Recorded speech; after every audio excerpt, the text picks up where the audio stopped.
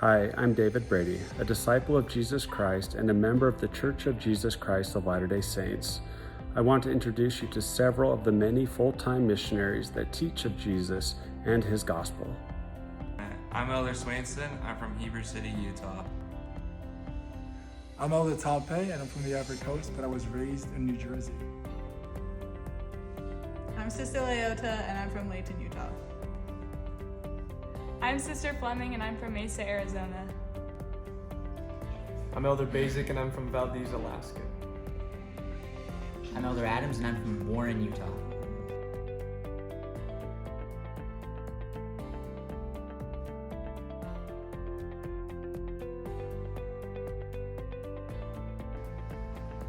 So what are some things that you enjoy doing?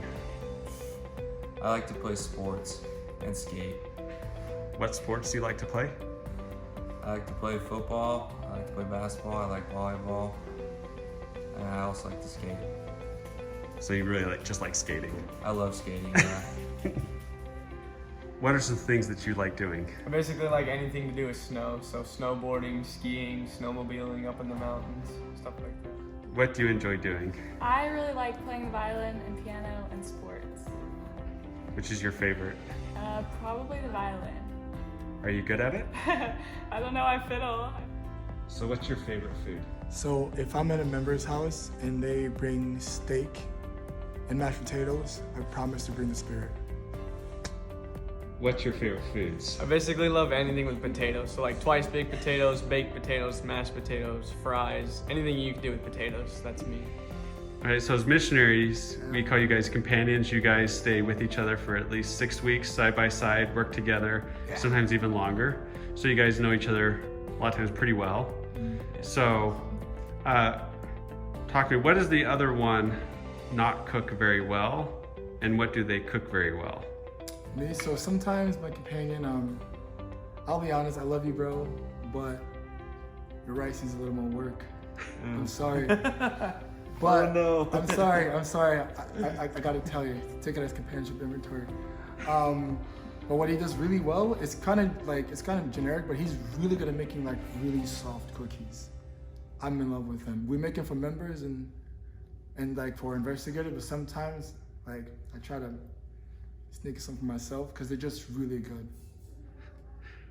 I guess I'll take that.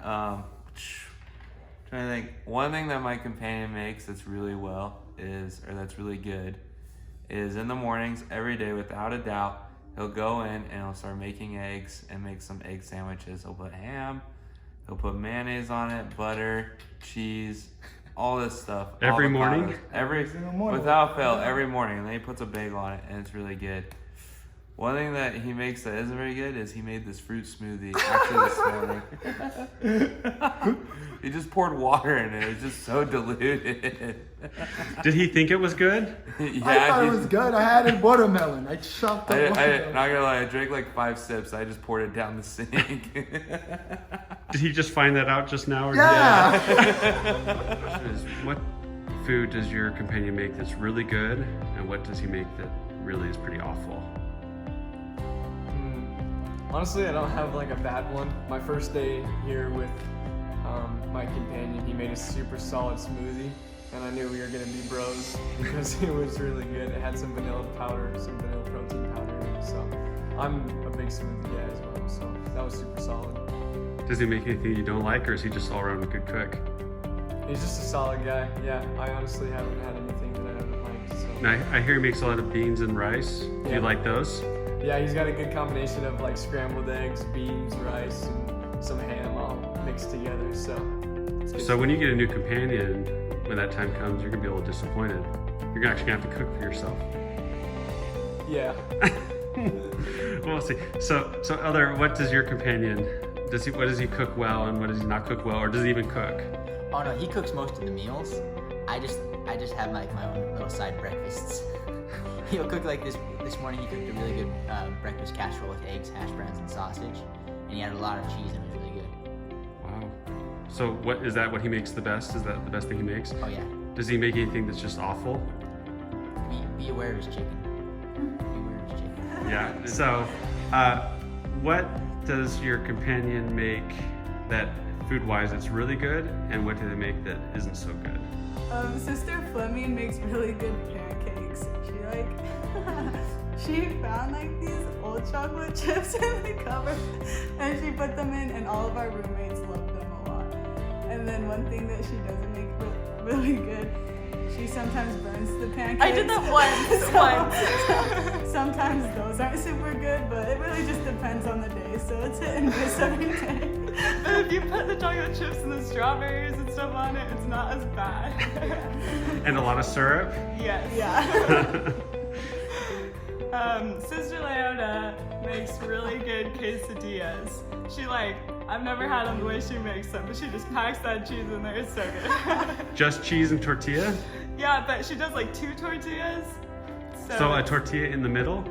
So tortilla, cheese, tortilla. So it's bigger. So it's bigger. Yeah, I don't know how she made quesadillas before. Yeah, how did you make quesadillas before It's that? like one tortilla and you fold it in half. I don't know. So that's pretty cool for you that you put one quesadilla on top of the other cool. one? Yeah, I just taught her how to make a whole quesadilla.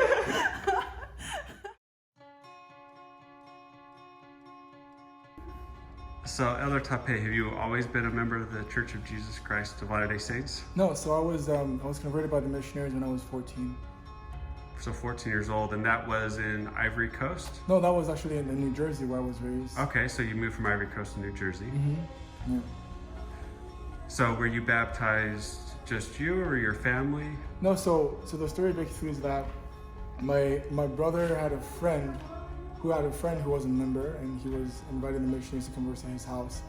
And that friend just invited the missionaries to our house instead, because he felt like it was a long way to go to his house, and it was just this whole planning and distance and traveling, so he just cut it short, invited him over. And they came over and they talked with the plan of salvation, and it's something I've never heard before in my entire life, and the Spirit kind of confirmed to me that I heard it before somewhere, and I don't know where, but it just confirmed a lot of things, and the Spirit I was just on fire that day. You say you felt the Spirit. How did that feel? Because a lot of times that can seem like I felt the Spirit, and a lot of people may feel the Spirit and not recognize it, or people feel the Spirit differently. But for you, when you say feel the Spirit, what was that like? I think for me, you know how you walk in your house and it's just the same old house, same old place, nothing really changes, it's all kind of common, right? I think for me that day, my home just looked a lot like everything just looked new and brighter, right? Like I've never seen all the stuff that I've seen before, and I lived there for like a long time. But everything just changed color. It's like everything was gray, and then all of a sudden it just had color, just like that. And I just kept asking all these questions, and my mind was blown. It wasn't even there to teach me. I just heard a couple friends or two, and I just said, I gotta get some of this stuff right here. Or did you know you were feeling like God was speaking to you at the beginning, or did it just seem different? How did you? He became alive to me. I didn't believe in God before. And I guess I did. I was just angry at him because of just the troubles of the world, and stuff like that. And so I think that day he kind of made himself, he turned a new face, basically, a whole new face I've never seen before. A whole new face that I was like, this is God. This is what I always believed God was. And now these two missionaries, I just confirmed that this is God, my loving Heavenly Father. There was a new face, a new side of God that I have never felt before. And I feel like everyone has a right, if not a privilege, to get to know who their Heavenly Father is and pass on the message, send down the ladder kind of thing. Why is it important to have faith in Jesus Christ and follow Him? For me, honestly, it just makes me happier. There's been times in my life where I didn't really put Jesus Christ as a top priority. And there's like a night and day difference between putting Jesus Christ first and kind of putting him in the back of your mind.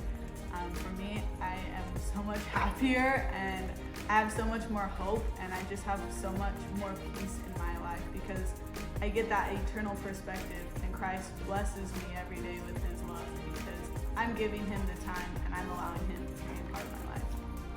Yeah, I agree with everything she said. I think having faith is so important because just having something or someone to believe in can give you hope, especially in all the hard times of your life. Just knowing that someone is there for you all the time and you always have someone to turn to brings so much happiness. So how do you show your faith in Jesus Christ? Like how does somebody do that, or how do you do that, and how do you follow him? Well, in the Book of Mormon, it teaches that you start with a desire, to have that first desire of you want Jesus Christ a part of your life. And slowly God, he builds that up into faith as you act on that desire, like praying. Sometimes I remember in high school, it wasn't always the easiest thing for me to pray, so I decided to pray while I brush my teeth. And like 2 minutes. I have good hygiene, you guys, but like that 2 minutes of praying, that is what like kicked me off. And slowly it turned from like praying while I'm brushing my teeth to like praying like with real intent on my knees every night, and then doing that to like scripture study. So doing like those little things like praying, reading the scriptures, going to church, and just acting on that desire has like made a huge difference in my life. Yeah, it's pretty much the same thing in mine, but just doing the little things, reading your scriptures, going to church, and like not just reading your scriptures, but like studying them and applying them to your life, and not just going to church, but like listening and like really learning from other people who are there.